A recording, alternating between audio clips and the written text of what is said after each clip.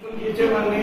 ఈ రోజు నేను గుర్తు చేతుతో ఎలా వెళ్ళాలి, వట్టి చేతుతో ఎలా వెళ్ళాలి అని ఏడుస్తున్నప్పుడు ఆ నీళ్ళ నుంచి నదీ దేవత అలా పైకి వచ్చి, నాయన ఎందుకు నాయన ఏడుస్తున్నావు? మా ప్రతిరోజు నేను కట్టెలు ఉట్టుకొని వెళ్ళి ఆ కట్టెలు అమ్మి ఆ వచ్చిన డబ్బుతో నా బాధ్యతలను పోషించడం కోసం కాదు అవి అమ్ముకొని తీసుకుని బతికేవాడిని. ఈరోజు నా గొడ్డలు నీళ్ళలో పడిపోయిందమ్మా. అమ్మా నువ్వు ఎవరమ్మా? నన్ను నదీ దేవత అని అంటారు. అయితే నీ గొడ్డలు దాంట్లో పడిపోయిందా? అయితే నేను తెచ్చిస్తాను అని ఆ బంగారు గుడ్డలు పట్టుకొచ్చి, నాయన రామయ్య, నీ పేరు రామయ్య అని చెప్తున్నాను కదా, ఇది తీసుకోవాలి. అమ్మా అది కాదమ్మా, బంగారు గొడ్డలు నా దగ్గర ఏమిట్టుకుంటుందమ్మా? బంగారు గొడ్డలు నేను కట్టెలు కొడతానమ్మా. అదే బంగారు గొడ్డలు ఉంటే నేను అమ్ముకొని అంతస్తులు కట్టుకొని హాయిగా ఉండేవాళ్ళం కదమ్మా. నాకెందుకమ్మా బంగారు గొడ్డలు? నాది కాదమ్మా, అది నాది కాదమ్మా అని అడుగులు వెనక్కి వేస్తాడు. నిజాయితీ పరులాగున్నట్టున్నాడు అని ఆ మహాతల్లి నదీ దేవత అనుకొని వెంటనే ఆమె నదిలోకి మళ్ళీ వెళ్ళిపోతుంది. వెంటనే ఇంకోసారి పరీక్ష పెడతాను అనుకొని మరి వెండి గొడ్డలు తీసుకుని వస్తుంది. నాయన రామయ్య, ఇదేనా ఇది?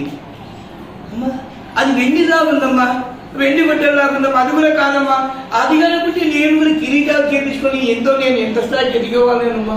అది కాదమ్మా, నాది కాదమ్మా. అమ్మ నాకు చూపించేద్దమ్మా, నాది కాదమ్మా. నా కష్టాన్ని నమ్ముకొని బతుకుతున్నానమ్మా. నాది ఇనుప గొడ్డలమ్మా, బంగారు గొడ్డలి కాదు, ఈ వెండి గొడ్డలి కాదు. ఓహో అట్లనా? అయితే ఇంకొకటి వెతుకుతాను, వెతికి తీసుకొని వస్తాను అని డబ్బులు తీసుకుని ఇనుప గొడ్డలు తీసుకుని, ఇదిగో రామయ్య ఇదేనా నీ గొడ్డలి? అమ్మా నానమ్మా ఇవ్వమ్మా, నాకు ఇవ్వమ్మా, అమ్మా నాకు ఇవ్వమ్మా, ఇప్పుడు ఇవ్వమ్మా, నాకు టైం అవుతుందమ్మా, నేను కట్టే కొట్టుకొని తీసుకుని వెళ్ళి అమ్ముకొని రావాలమ్మా. అమ్మా ఇవ్వమ్మా. రామయ్య ఎంత నిజాయితీ పరుడు అయ్యా నువ్వు, ఇంత నిజాయితీ ఉన్నావు కాబట్టి నువ్వు ఈ స్థాయిలో ఉన్నావు. అందుకే నీ కష్టానికి ప్రతిఫలంగా నేను ఇప్పుడే నీకు ఇస్తున్నాను ముందు అని మరి ఆ తల్లి వెళ్ళి 3 గొడ్డలు పట్టుకొచ్చి, ఇనుపు గొడ్డలి, వెండి గొడ్డలి, బంగారు గొడ్డలి నువ్వు తీసుకొని వెళ్ళి నువ్వు హాయిగా అమ్ముకో. ఈ కట్టెలు కొట్టే భాగ్యము, ఈ బాధ, ఈ భారము నీకు తప్పిస్తున్నాను అని చెప్పి వెంటనే ఆ తల్లి ఇచ్చి వెళ్ళిపోయింది. అమ్మా ఎవరోనమ్మా, నువ్వు దేవతమ్మా, మా అమ్మలాగా నాకు ఆదుకున్నావమ్మా. సరేనమ్మా గొడ్డలు తీసుకొని వెళ్తానమ్మా. అమ్మా అందుకు తీసుకొని వెళ్ళి, ఏమో చూడి ఏమని 3 గొడ్డలు, బంగారు గొడ్డలి, వెండి గొడ్డలి, ఇనుప గొడ్డలి, నువ్వు వెళ్ళేటప్పుడు ఇనుప గొడ్డలు మాత్రమే తీసుకొని వెళ్ళింది. నీకు కథ చెప్తాను, అక్కడ వెళ్ళినప్పుడు జరిగిందంతా ఇక్కడ జరిగింది అని కథ జరిగిన విషయం అంతా చెప్పేస్తాను.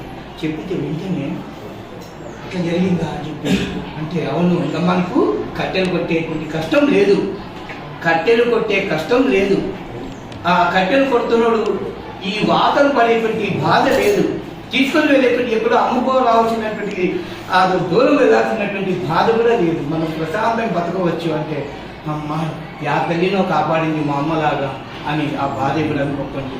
ఆ పిల్లలు వచ్చి, నాన్న నాకు చినిగిపోయిన బట్టలు వేసుకున్నాను నాన్న, అయితే నాకు కొత్త బట్టలు కుట్టిస్తావా నాన్న? కుట్టిస్తాను నేను, మా తల్లి ఆశీర్వాదం. ఎప్పుడైతే వీళ్ళు ఈ 2-3 రోజులు 5 రోజులుగా వాళ్ళ ఇంటి రూపురేఖలు మారిపోయినాయో, ఆ యొక్క ఆమె అతని భార్య కూడా బంగారు నగలు వేసుకొని పారాడుతుందో, ఇతను మంచి బట్టలు వేసుకొని దర్జాగా పారాడుతూ ఉన్నాడు. వెంటనే ఆ పక్కలో ఉండే ఆ తమ్ముని భార్య చూసింది. ఆ తమ్ముని పేరు రంగయ్య. వెంటనే రంగయ్య, మీ అన్నది ఇట్లా జరిగిందంట, నువ్వేం చేస్తున్నావు? ఊరితో ఉన్నావు, నువ్వు ఊరికే ఉన్నావు, నీకేం పెట్టాలని నేను, నువ్వు కూడా పోయి ఒకసారి పోయి నువ్వు చేపో, నువ్వు తీసుకుని రాకపోతే ఇంట్లోకి రా, నేను కడ్మాన్ దాటించలేదు. ఫోటోలు లేదా కనొద్దే, మా అన్నయ్య అదృష్టం, అది అదృష్టమో కాదా? నది వేసుకొస్తే సరిపోయింది. నువ్వు ఎక్కడైతే రాదు, నీ తగిపు తెచ్చేలే, అన్నం పెట్టేలే, మజ్జిగ ఇచ్చేలే, ఏమి ఇచ్చేలే, అన్నీ నీకు కట్టుపోయింది. దీంతో వచ్చిందే నా కాట, సరే నేను పోయిస్తాను, ఊరుకో అని చెప్పి నేను గొడ్డు తీసుకొని ఆ టవల్ వేసుకొని నేను పోయిస్తాను. అంటే కట్టకొట్టకపోయినట్టు లేదు, స్టైల్గా పోతున్నాడు. అది మీ లక్ష్యం వేరే. పోయినాడు తీసుకొని యాపత్తి పంపిస్తున్నాడు, ఎవరు లేదు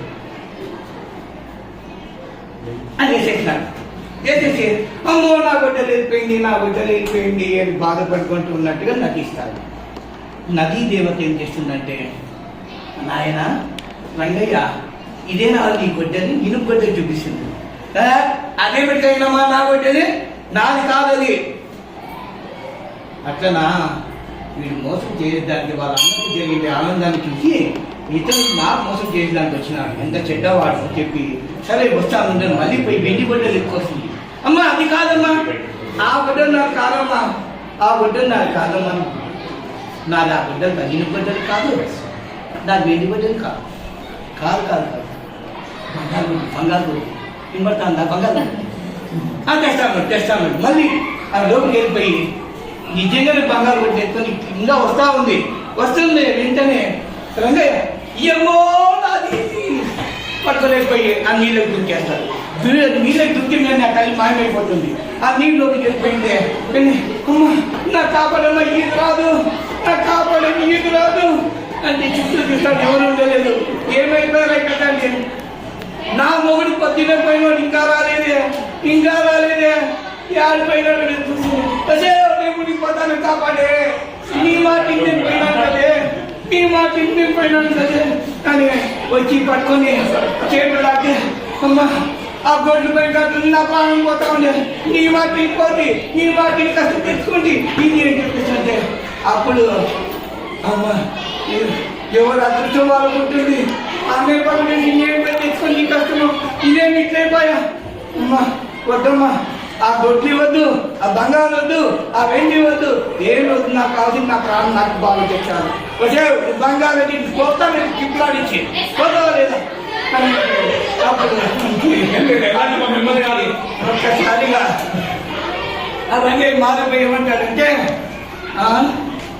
నేనేమో రామయ్య చెడిపోవాలనుకోండి, అక్కడ మా భార్య మాటని నేను చేసేకపోతే నేనే చెడిపోతున్నాను, దానికోసం అన్నారు చెడపకరా చెడేవు. అందుకే చెప్పండి పిల్లలు, చెడపకరా చెడేవు చెప్పండి, చెడపకరా